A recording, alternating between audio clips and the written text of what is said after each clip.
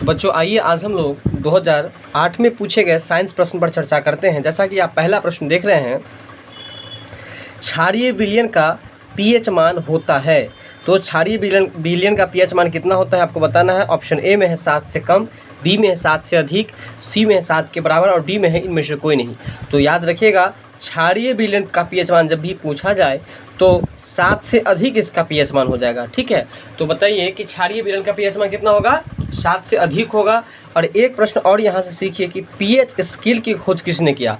तो याद रखिएगा, सोरेनसन ने किया। किसने किया है? सोरेनसन ने किया है। आपका अगला प्रश्न है, ताप बढ़ने पर, क्या बढ़ने पर? टेम्परेचर। ताप बढ़ने पर आपेक्षिक आर्द्रता का मान आपको बढ़ जाता है। ठीक है, जब टेम्परेचर बढ़ेगा तो आर्द्रता भी बढ़ जाएगा। कैसे, वो समझ लीजिए। देखिए, जैसे ही टेम्परेचर बढ़ेगा वातावरण में तो इससे क्या होगा कि हिमखंड यानी कि हिमालय पर जो बर्फ़ है वो पिघलेगी। बर्फ़ जैसे ही पिघलेगी वो फिर आपको क्या होगा, तो आर्द्रता महसूस होगा। आर्द्रता मतलब ठंड। बर्फ़ जब पिघलेगा तो पानी बन जाएगा और उसके कारण से हम लोग को ठंड लगने लगेगा। इसलिए याद रखिए कि ताप बढ़ने पर आपेक्षिक आर्द्रता जो होती है वो आपको क्या होगी, बढ़ जाएगी।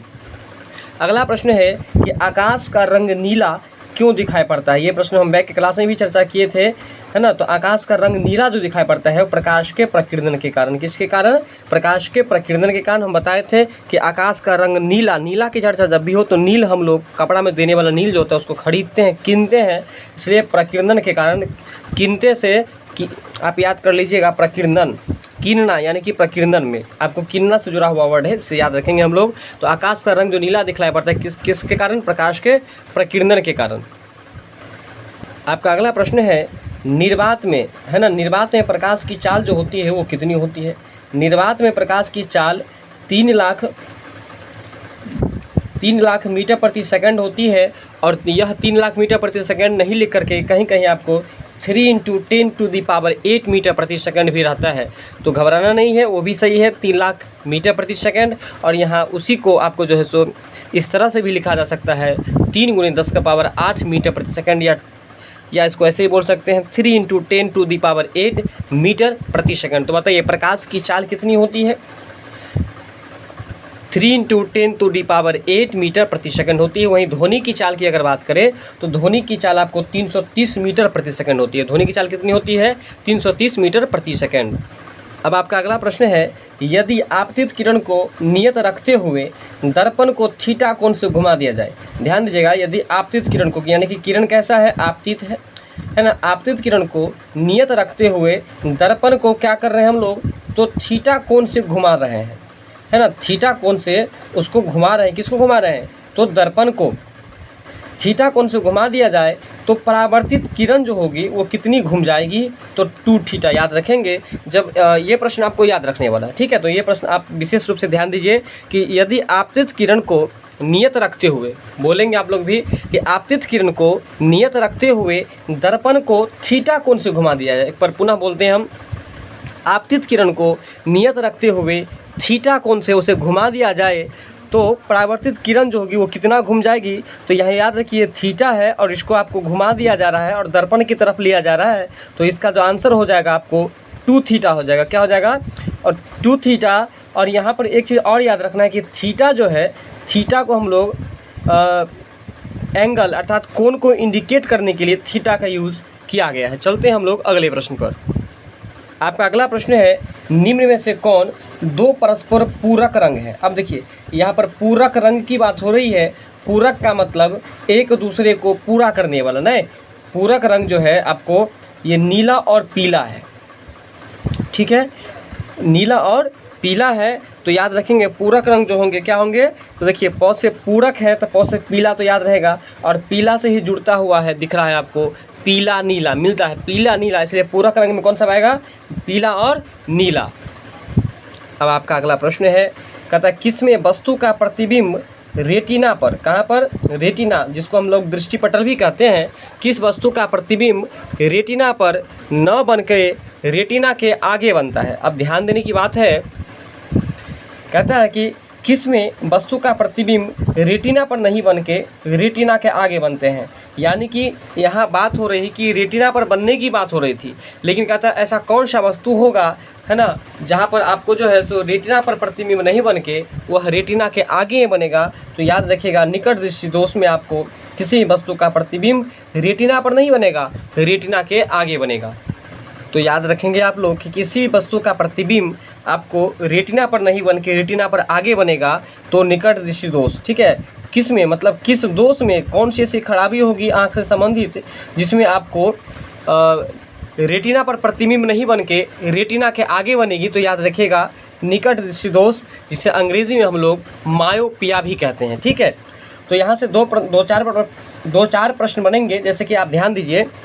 सबसे पहले है कि कहता है किस में, यानी कि किस दोष में, आँखों से संबंधित किस दोष में किसी वस्तु का प्रतिबिंब रेटिना पर नहीं बन के वह रेटिना के आगे बनेगी। तो निकट दृष्टि दोष में। और निकट दृष्टि दोष को अंग्रेजी में हम लोग मायोपिया कहते हैं। निकट दृष्टि दोष को दूर करने के लिए आपको अवतल लेंस का यूज़ किया आता है। याद रखिएगा, निकट दृष्टि दोष को दूर करने के लिए किसका यूज़ किया आता है? अवतल लेंस का यूज़ किया आता है। तो यहाँ से 2-4 प्रश्न हम लोग बहुत अच्छा प्रश्न सीख लिए। अगला प्रश्न है, एक लेंस का सामर्थ्य या आपको क्षमता भी कह सकते हैं, सामर्थ्य या क्षमता भी कह सकते हैं। एक लेंस की क्षमता -4 डायोप्टर है। अब यहाँ याद रखिएगा कि लेंस की क्षमता का मतलब क्या होता है? तो डायोप्टर होता है। एक लेंस की क्षमता जो है -4 डायोप्टर है, तो कहता है कि यह फोकस दूरी जो हो जाएगी वो कितना हो जाएगा? 0.25 मीटर फोकस दूरी का अवतल लेंस हो जाएगा। ठीक है, आपका अगला प्रश्न है, गाड़ियों के पीछे के दृश्य को देखने के लिए, यानी कि गाड़ी के पीछे के भाग को देखने के लिए किस दर्पण का प्रयोग किया आता है? बैक के क्लास में भी चर्चा हुई थी बहुत बार, जो कि उत्तल दर्पण का यूज़ किया आता है। और बताए थे कि उत्तल दर्पण यानी कि गाड़ी के जो साइड मिरर में लगी हुई होती है, उसमें हम लोग बड़े से बड़े ट्रक, बस को हम लोग छोटा छोटा रूप में देखते हैं। इसका मतलब उत्तल दर्पण में किसी भी वस्तु का प्रतिबिंब वस्तु से छोटा बनता है। कैसा बनता है? वस्तु से छोटा बनता है। अगला प्रश्न है, यदि किसी लेंस की क्षमता -1.d हो, ठीक है, क्या है? लेंस की क्षमता -1.5d हो, तो उसकी फोकस दूरी क्या हो जाएगी? तो उसकी फोकस दूरी हो जाएगी -66.6 मीटर। कितनी हो जाएगी? -66.6 मीटर। अब आपका अगला प्रश्न है, अग्निशमन में, अग्निशमन के बारे में समझ लीजिए। आप लोग अपने स्कूल में, अपने कॉलेज में या किसी अस्पताल में देखते होंगे, एक छोटा सा गैस सिलेंडर होता है ऑफिस में, और वहाँ बालू भी रखा हुआ रहता है। तो उसका काम कहाँ आता है? वो आग जब लग जाती है तो आग को बुझाने के लिए उसका प्रयोग किया जाता है, उसी का नाम है अग्निशमन। और अग्निशमन में, यानी कि आग बुझाने में किस गैस का यूज़ किया जाता है? तो याद रखिएगा, CO2 गैस का। अब इसका उदाहरण भी आप लोग सुन लीजिए, बिल्कुल याद रह जाएगा, कॉन्सेप्ट बहुत अच्छा है इसका। अगर एक लैंप ले लीजिए और लैंप को आप जला दीजिए, लैंप को जलाने के बाद ऊपर से उसको हर जगह से ढक दीजिए ताकि उसमें हवा प्रवेश नहीं करे। आप देखेंगे थोड़ी देर के बाद वह लैंप अपने आप बुझने लगता है। ऐसा क्यों होता है? क्योंकि उसे ऑक्सीजन गैस नहीं मिल पाता। जब ऑक्सीजन नहीं मिलता तो आखिर मिलता क्या है? तो उसे कार्बन डाइऑक्साइड गैस मिलता है, जिसके कारण से वह आपको क्या होता है, जब कार्बन डाइऑक्साइड गैस मिलेगा,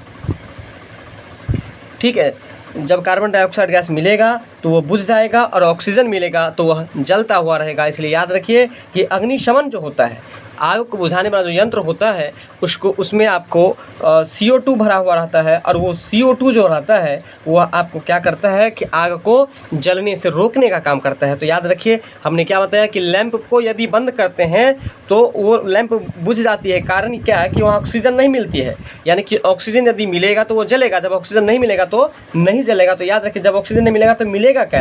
कार्बन डाइऑक्साइड। यानी कि अग्निशमन में जिस गैस का यूज़ किया आता है, कौन सा गैस रहता है? Carbon dioxide gas. और वही कार्बन डाइऑक्साइड गैस जब आपको यूज़ किया आता है, प्रयोग किया आता है, तो आग जो है सो अपने आप बुझ जाता है। चलते हैं अगले प्रश्न पर। आपका अगला प्रश्न है, एक उत्तल लेंस से 24 सेंटीमीटर पर रखी वस्तु का 3 गुना आवर्धित आभासी प्रतिबिंब बनता है, तो लेंस की फोकस दूरी क्या होगी? तो देखिए, लेंस की फोकस दूरी आपको 36 सेंटीमीटर हो जाएगी। ठीक है, तो याद रखेंगे आप लोग, ये न्यूमेरिकल है, इसको 1-2 बार पढ़ के हम लोग इसको छोड़ देंगे। चलते हैं अगले प्रश्न पर। अब का अगला प्रश्न है, यांत्रिक ऊर्जा का रूपांतरण मतलब बदलाव। यांत्रिक ऊर्जा का रूपांतरण ऊष्मीय ऊर्जा में जो बदला जाता है वो किसके द्वारा? तो जूल के प्रयोग में। ठीक है, याद रखिएगा, मोस्ट भी प्रश्न है आपके लिए कि यांत्रिक ऊर्जा का रूपांतरण ऊष्मीय ऊर्जा में जो बदला जाता है वो आपको किसके प्रयोग में, तो जूल के प्रयोग में। ठीक है, जूल के प्रयोग में आपको यांत्रिक ऊर्जा का रूपांतरण किस में होता है, ऊष्मीय ऊर्जा में। ठीक है, यांत्रिक ऊर्जा का रूपांतरण किस में होता है, ऊष्मीय ऊर्जा में। यांत्रिक ऊर्जा का रूपांतरण ऊष्मीय ऊर्जा में होता है, तो किसके लिए, तो जूल के प्रयोग में। किसमें, जूल के प्रयोग में यांत्रिक ऊर्जा का रूपांतरण ऊष्मीय ऊर्जा में होता है।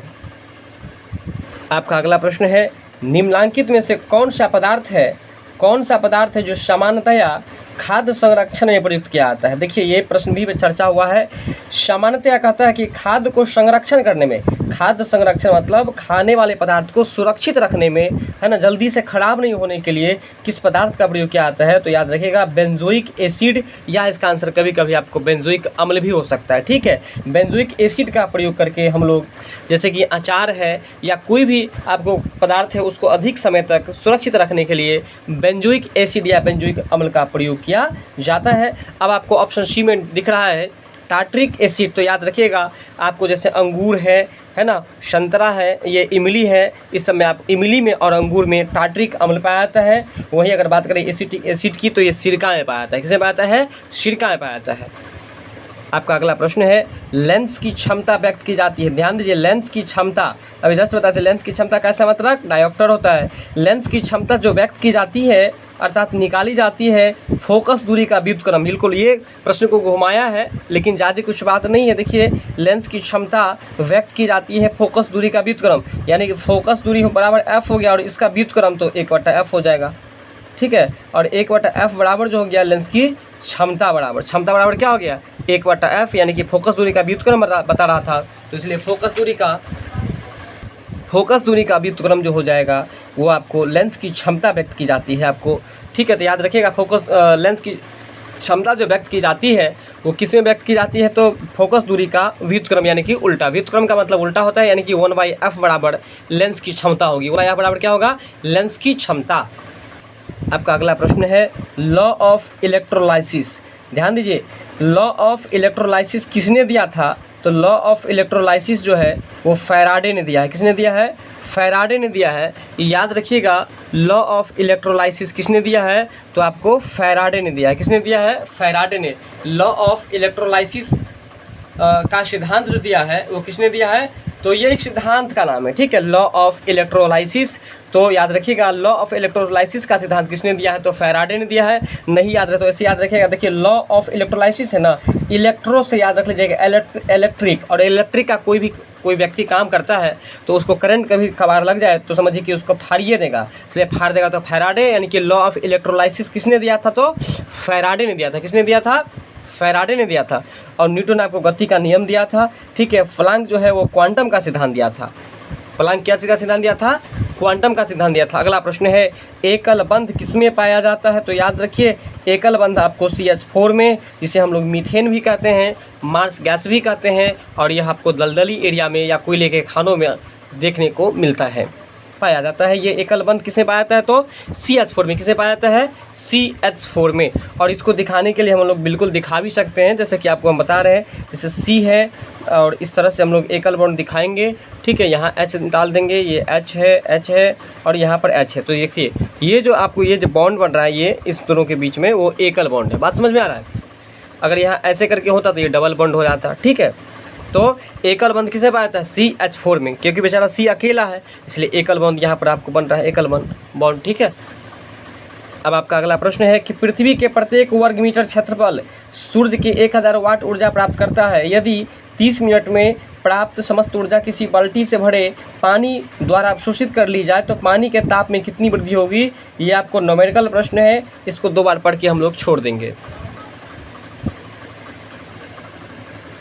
तो इसका आंसर जो हो जाएगा प्लस में आपको ये 14.35 डिग्री सेल्सियस हो जाएगा। कितना हो जाएगा, 14.35 डिग्री सेल्सियस।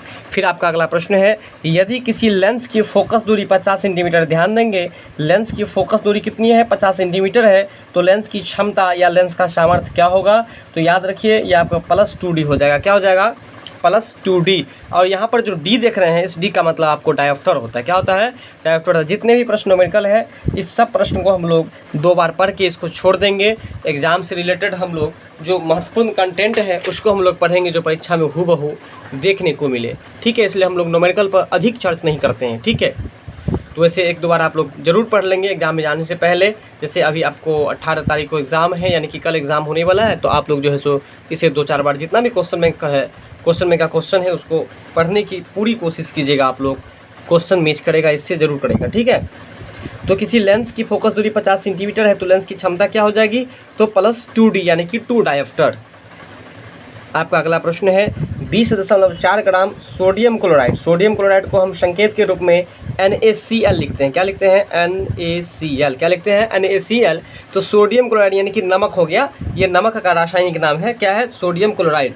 ठीक है, नमक का रासायनिक नाम सोडियम क्लोराइड है। तो 20.4 ग्राम सोडियम क्लोराइड को 192 ग्राम जल में घुलने से बने हुए घोल की मोलेरिटी होगी, कितनी होगी? तो 1.81 हो जाएगा। ठीक है, आपका अगला प्रश्न है 88 है और ऊपर में आपको द्रव्यमान रहता है, ये तो पता ही है आपको। Ra के ऊपर में 228 है, फिर नीचे में 88 है, से एक बीटा कण निकालने पर उसका परमाणु संख्या कितना हो जाएगा? तो 87 हो जाएगा। कितना हो जाएगा? 87 हो जाएगा। ठीक है, तो ये भी आपको न्यूमेरिकल है, इसको भी हम लोग फिलहाल छोड़ के चलते हैं अगले प्रश्न पर। आपका अगला प्रश्न है किसी पिंड के वेग को, ध्यान दीजिए, किसी वेग कौन सी राशि है? सदिश राशि। किसी पिंड के वेग को क्या कर दिया जाए? डबल यानी कि 2 गुना कर दिया जाए तो गतिज ऊर्जा यानी कि काइनेटिक एनर्जी जो हो जाएगी वो 4 गुना हो जाएगी। प्रश्न भी आए है, इसको ध्यान से देखिए। किसी पिंड के वेग को 2 गुना कर दिया जाए, क्या बताएं हम? किसी पिंड के वेग को 2 गुना कर दिया जाए तो गतिज ऊर्जा 4 गुना हो जाएगा। क्या हो जाएगा? 4 गुना हो जाएगा। चलते हैं अगले प्रश्न पर। आपका अगला प्रश्न है यदि सरल लोलक की लंबाई को 2 गुना कर दिया जाए, ध्यान दीजिए, यदि सरल लोलक की लंबाई को 2 गुना कर दिया जाए और द्रव्यमान को 4 गुना कर दिया जाए। ठीक है, तो लोलक की लंबाई को 2 गुना और उसके द्रव्यमान को 4 गुना, यानी कि भार में भी 4 गुना वृद्धि कर दिया। अगर 1 kg था तो उसके द्रव्यमान को 4 kg कर दिया, तो आवर्तकाल क्या होगा? तो देखिए उसका आवर्तकाल जो हो जाएगा ना वो √2 गुना हो जाएगा। ठीक है, इस प्रश्न को भी याद रखिएगा, भी आए है तो ज़रा समझिएगा। एक सरल लोलक की लंबाई को 2 गुना, है ना, लोलक की लंबाई को 2 गुना और उसके द्रव्यमान को 4 गुना कर दिया गया। बिल्कुल आसान है, 2 और 4 2 का अंतर है। ठीक है, किसी सरल लोलक की लंबाई को 2 गुना और उसके द्रव्यमान को 4 गुना कर दिया जाए तो आवर्तकाल जो हो जाएगा वो क्या होगा? तो इसका आवर्तकाल √2 गुना हो जाएगा। आपका अगला प्रश्न है प्रोड्यूसर गैस है, बताए थे प्रोड्यूसर गैस के बारे में भी पीछे क्लास में रिपीटेशन हुआ है। CO + NO2 N2 CO + N2 यानी CO से हो गया आपको कार्बन मोनोऑक्साइड और N2 से हो गया नाइट्रोजन। तो याद रखिएगा प्रोड्यूसर गैस का जो उदाहरण है CO + N2, क्या होगा? CO + N2। ठीक है, तो याद रखेंगे आप लोग, जरूर याद रखेंगे कि प्रोड्यूसर गैस के अंतर्गत आपको CO + N2 आता है। क्या सब आता है? CO। ठीक है, देखिए प्रोड्यूसर है, प्रोड्यूसर का मतलब क्या आता है? उत्पादन करने वाला। तो जो उत्पादन करेगा वो आपको क्या होगा? CO होगा। CO मतलब सर्किल ऑफिसर। CO मतलब क्या होता है? Circle officer. हालांकि यहाँ पर CO केमिस्ट्री में CO का मतलब कार्बन मोनोऑक्साइड होगा। तो याद रखिए प्रोड्यूसर गैस जो है वो किन किन गैसों का मिश्रण है? तो CO यानी कि कार्बन मोनोऑक्साइड का और साथ में नाइट्रोजन का भी मिश्रण है।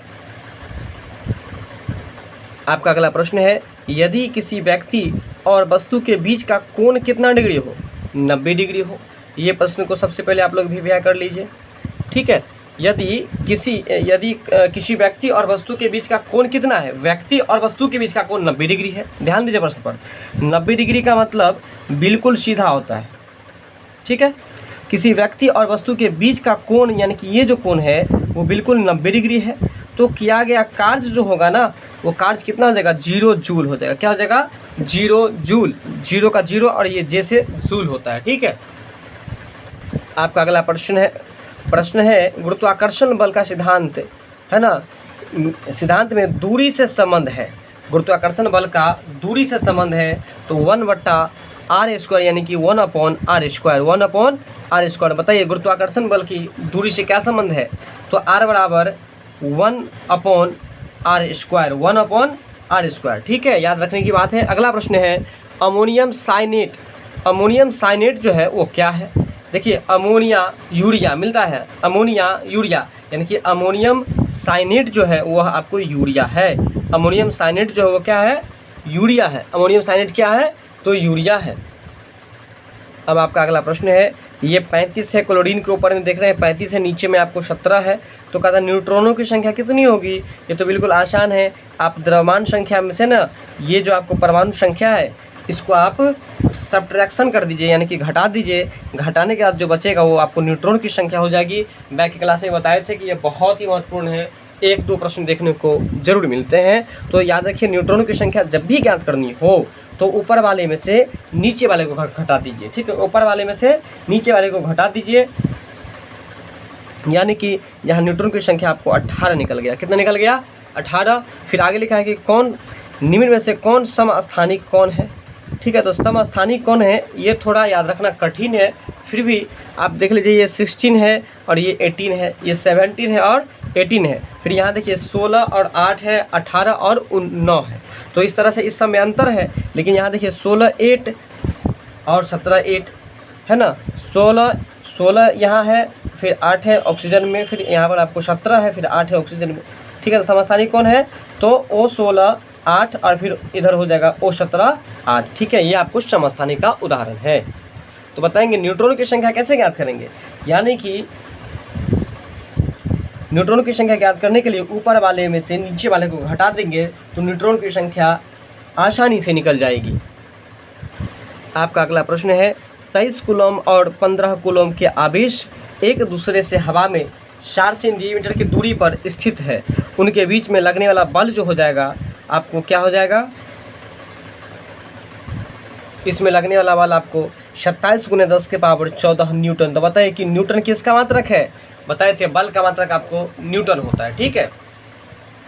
आपका अगला प्रश्न है, इनमें से सबसे विद्युत परमाणु त्रिज्या वाला, ठीक है, विद्युत नहीं है, बृहत परमाणु त्रिज्या, यानी कि बृहत मतलब बड़ा, सबसे बृहत परमाणु त्रिज्या जो है वो आपको किसका है, CS को, CS का क्या है, CS है। सबसे बृहत परमाणु त्रिज्या जो है वो किसकी होती है, CS, क्या होगा, CS होगा, ठीक है। याद रखिएगा, ये प्रश्न आपके लिए भी आया है कि सबसे बृहत परमाणु त्रिज्या वाला तत्व है कौन सा है, तो आपको CS, C कैपिटल में है और S छोटा सा, CS छुपा हुआ बेचारा। फिर आपको धोवन सोडा, याद रखिए धोने वाला सोडा को, धोवन सोडा को धोने वाला सोडा भी कहते हैं या वॉशिंग सोडा भी कहते हैं। तो धोने वाला सोडा जो होता है उसका रासायनिक सूत्र होता है Na2CO3, Na2CO3, Na2CO3, ठीक है। ठीक है, तो याद रखिएगा कि धोवन सोडा का रासायनिक नाम जो है आपको क्या है, तो Na2CO3, Na2CO3। फिर आपका अगला प्रश्न है, निम्न में से किस तत्व की ऑक्साइड उभयधर्मी होता है, ठीक है। तो निम्न में से कट कर देंगे, इतना याद रखें, किस तत्व का ऑक्साइड, किस तत्व का ऑक्साइड जो है उभयधर्मी होता है, तो C यानी कि कार्बन, C यानी कि कार्बन, ठीक है। और ये जो ऑप्शन ए में है आपको Na, इसका मतलब क्या होता है, सोडियम होता है, S से आपको सल्फर होता है और Al से एल्यूमिनियम होता है। तो याद रखेंगे कि किस तत्व का ऑक्साइड उभयधर्मी होता है, किस तत्व का ऑक्साइड जो है वो आपको उभयधर्मी होता है, तो इसका आंसर हो जाएगा आपको C और C4 कार्बन होगा, क्या होगा, कार्बन। आपका अगला प्रश्न है, C3H8 का अगला सजातीय क्या होगा। बिल्कुल, ये तो बहुत ही आसान है। C3H8 का देखिए, C में ना 1 बढ़ाते जाना है और इसमें जो है आपको H में ये 2 बढ़ाते जाना था। कहता कि अगला सजातीय, सजातीय मतलब समान जाति का, सजातीय मतलब समान जाति का क्या होता है। तो देखिए C3 में 1 जोड़िए तो C4, H8 में क्या जोड़िएगा, H4, ये H2 तो H10 हो जाएगा। इसलिए याद रखिए कि C3H8 के बाद अगला समजातीय श्रेणी जो हो जाएगा वो आपको CH4, C4H10, C4H10, ठीक है। अगला प्रश्न है, पॉलीथीन बहुलक है, ठीक है। पॉलीथीन जो है वो क्या है, बहुलक है, और किसका बहुलक है, एथिलीन का। पॉलीथीन बहुलक है और किसका बहुलक है, एथिलीन का। देखिए पॉलीथीन मिलता जुलता कि नहीं, पॉलीथीन एलिथीन, पॉलीथीन और एलिथीन, यानी कि पॉलीथीन जो बहुलक है वो किसका बहुलक है, एलिथीन का। किसका बहुलक है, तो एलिथीन का बहुलक है। आपका अगला प्रश्न है, हेमेटाइट अयस्क जो है वो सूत्र है हेमेटाइट जो अयस्क है वो किसका सूत्र है? तो Fe2O3 का, Fe2O3 का, ठीक है, किसका सूत्र है? Fe2O3 हेमेटाइट अयस्क का सूत्र है, ठीक है, Fe2O3, ठीक है। अब यहाँ भी Fe3 लगा है, यहाँ भी F है, यहाँ भी F है, लेकिन थोड़ा सा याद रखना पड़ेगा, हेमेटाइट अयस्क जो है वो किसका आपको जो है तो सूत्र है? तो Fe2O3, Fe2O3, ठीक है, याद रखिएगा। चलते हैं अगले प्रश्न पर। लिखा है तड़ित, तड़ित का मतलब होता है बिजली, तड़ित मतलब बिजली, जो आपको बारिश के टाइम में चमकता रहता है बादल, नहीं, जिसको हम लोग कहते हैं ठनका गिर रहा है। तो तड़ित यानी कि तड़ित जो है यानी कि बिजली किस चक्र से संबंधित है? तो N2 से। किससे संबंधित है? N2 से, ठीक है। तड़ित किस चक्र से संबंधित है? तो N2 से संबंधित है। और यहाँ याद रखिएगा, N2 का मतलब नाइट्रोजन होता है, O2 का मतलब ऑक्सीजन, कार्बन डाइऑक्साइड का मतलब CO2, और H2 का मतलब H2O का मतलब जल होता है। क्या होता है? जल होता है। आपका अगला प्रश्न है, एक लेंस की क्षमता कितनी है? 5 डायोप्टर है। एक लेंस की क्षमता कितनी है? 5 डायोप्टर है। वह होगा, क्या होगा भाई? तो 0.2 मीटर की फोकस दूरी की उत्तल लेंस, 0.2 मीटर उत्तर की 0.2 मीटर की फोकस दूरी का उत्तल लेंस हो जाएगा। आपका अगला प्रश्न है, एक सरल सूक्ष्मदर्शी के स्पष्ट दर्शन की न्यूनतम दूरी बने प्रतिबिंब के आकार के लिए आवर्धन क्षमता क्या होगा? एक सरल सूक्ष्मदर्शी के स्पष्ट दर्शन की न्यूनतम दूरी पर प्रतिबिंब के लिए आवर्धन क्षमता 5 है। तो लेंस की फोकसांतर जो होगी वो कितना हो जाएगी? ठीक है, तो एक सरल सूक्ष्मदर्शी के स्पष्ट दर्शन की न्यूनतम दूरी हो, आपको न्यूनतम मतलब सबसे कम दूरी आपको बने प्रतिबिंब के लिए आवर्धन क्षमता 5 है। तो लेंस का फोकसांतर क्या होगा? ठीक है, तो ये भी न्यूमेरिकल है, इसको भी 2 बार पढ़ के हमको छोड़ देना है, ठीक है। फिर आपका अगला प्रश्न है, 2 या 2 से अधिक पदार्थों के परस्पर सहयोग से, ठीक है, 2 या 2 से अधिक पदार्थों के परस्पर संयोग से एक नए शब्द बनने की क्रिया को क्या कहते हैं? तो उसे हम लोग संयोजन कहते हैं। क्या कहते हैं? संयोजन। प्रश्न एक बार पुनः हम लोग समझेंगे, 2 या 2 से अधिक पदार्थों में परस्पर संयोग कराया गया तो नए पदार्थ के बनने की क्रिया क्या कहलाती है? संयोजन अभिक्रिया। क्या कहलाती है? संयोजन अभिक्रिया। आपका अगला प्रश्न है, अभिक्रिया मतलब रिएक्शन को हम लोग हिंदी में अभिक्रिया कहते हैं। अभिक्रिया के वेग को प्रभावित करने में अधिक प्रभाव पड़ता है, यानी कि अभिक्रिया के गति को, वेग को जो प्रभावित करता है वो क्या करता है? ताप, यानी कि टेम्परेचर जो है अभिक्रिया की गति को कम या अधिक कर सकता है। तो याद रखिएगा, वैसे भी टेम्परेचर है, टेम्परेचर मतलब गुस्सा, ऐसा सोच लीजिए आप। तो कहीं जो गति करते रहेगा, जब गुस्सा आ जाएगा तो ना आगे जाइएगा ना पीछे, हो सकता है कि आप वहीं पर रुके रह जाइएगा। तो इसलिए याद रखें कि अभिक्रिया के वेग को प्रभावित करने में जो अधिक भूमिका निभाती है वो कौन निभाती है? टेम्परेचर यानी कि ताप। अब आपका अगला प्रश्न है, निम्न में से कौन उत्कृष्ट धातुएं में नहीं आते हैं? ठीक है, तो आप निम्न में से कट कर सकते हैं, कौन उत्कृष्ट धातुएं में नहीं आते हैं? तो देखिए, उत्कृष्ट धातु में आपको ये सोडियम जो है सो आपको नहीं आता है, तो बताइए कि सोडियम का संकेत क्या होगा? Na हो जाएगा। और सिल्वर जिसको हम लोग चांदी कहते हैं, जिसका संकेत आपको Ag होता है। ठीक है, गोल्ड का आपको Au हो जाएगा, फिर मरकरी है इसका आपको Hg हो जाएगा। ठीक है, चलते अगले प्रश्न पर। सबसे भारी धातु का नाम पूछा जा रहा है। ठीक है, सबसे बड़ी धातु का नाम आपको ओस्मियम हो जाएगा। क्या हो जाएगा? सबसे बड़े धातु का नाम ओस्मियम हो जाएगा। ठीक है, फिर आपका अगला प्रश्न है, अयस्क में मिले जो अशुद्ध पदार्थ होते हैं, उस अशुद्ध पदार्थ के कारण से आप उसको क्या कहते हैं? तो गैंग कहते हैं। ठीक है, अयस्क में मिले अशुद्ध पदार्थ को क्या कहते हैं? गैंग कहते हैं। ठीक है, फिर आपका अगला प्रश्न है, एंथ्रासाइट, जो कि पढ़ने से ही स्पष्ट हो गया होगा कि यह सर्वोत्तम कोटि का कोयला है। एंथ्रासाइट कोयला में कार्बन की जो मात्रा होती है बताए थे 90 से 95% तक आपको पाया जाता है, जो कि आपको लगभग में दिया है, तो इसको ही मानना पड़ेगा क्योंकि सबसे अधिक तो यही है, इसलिए 85% से अधिक। तो 85% अधिक क्या पाया जाता है? कार्बन की मात्रा। किस में? एंथ्रासाइट कोयला में। सबसे उत्तम यानी कि सबसे प्रथम स्थान पर आपको एंथ्रासाइट की मान्यता दी जाती है। इसके बाद है, निम्न में से इसको कट करेंगे, कौन कार्बन के अपरूप हैं? तो देखिए, कार्बन के जो अपरूप हैं, हीरा भी है और ग्रेफाइट भी है। क्या सब है? हीरा और ग्रेफाइट, यानी कि दोनों है। ठीक,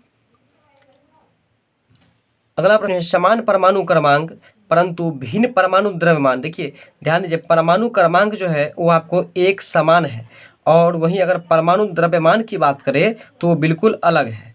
ठीक है, परमाणु क्रमांक यदि समान हो, द्रव्यमान यदि अलग हो, तो उस परमाणु को क्या कहते हैं, उसको हम लोग समस्थानिक कहते हैं। उसको क्या कहते हैं, समस्थानिक, यानी कि बराबर स्थान का। और आज का हमारा सेकंड लास्ट प्रश्न है, 200 मिलीलीटर जल में कितना यूरिया घुलाया जाए कि विलयन 0.1 मोलर बन जाए। तो इसका आंसर जो हो जाएगा 1.2 ग्राम। क्या हो जाएगा आंसर, 1.2 ग्राम। फिर आपका अगला और लास्ट प्रश्न है, पतली सुई का पानी पर तैरने का कारण क्या है।